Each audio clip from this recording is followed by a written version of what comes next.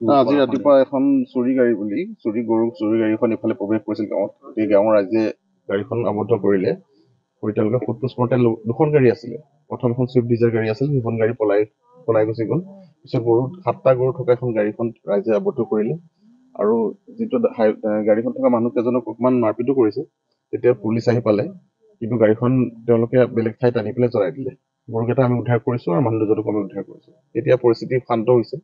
তথাপি গোটেই তদন্ত আমি কৰিম, কোন কোন মানুহ ইয়াত ইনভলভ আছে, কি চুৰি গাড়ী হয়নে নহয়, বা গৰুকেইটা চুৰি আছিল বা কি আছিল, গোটেইখিনি বস্তু তদন্ত আজি ৰাতিপুৱা এখন চুৰি গাড়ী এখন ইফালে প্ৰৱেশ কৰিছিল গাঁৱত। গতিকে গাঁৱৰ ৰাইজে গাড়ীখন আবদ্ধ কৰিলে।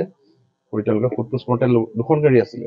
প্ৰথম এখন চুইফ্ট ডিজাৰ গাড়ী আছিল, সেইখন গাড়ী পলাই গুচি গ'ল। পিছত 7টা গৰু থকা এখন গাড়ীখন ৰাইজে আবদ্ধ কৰিলে আৰু যিটো গাড়ীখন থকা মানুহ কেইজনক অকণমান মাৰপিটো কৰিছে। তেতিয়া পুলিচ আহি পালে, কিন্তু গাড়ীখন তেওঁলোকে বেলেগ ঠাইত আনি পেলাই জ্বলাই দিলে। গৰুকেইটা আমি উদ্ধাৰ কৰিছোঁ আৰু মানুহ দুজনকো আমি উদ্ধাৰ কৰিছোঁ। এতিয়া পৰিস্থিতি শান্ত হৈছে। তথাপি গোটেই তদন্ত আমি কৰিম, কোন কোন মানুহ ইয়াত ইনভলভ আছে, কি চুৰি গাড়ী হয়নে নহয়, বা গৰুকেইটা চুৰি আছিল বা কি আছিল, গোটেইখিনি বস্তু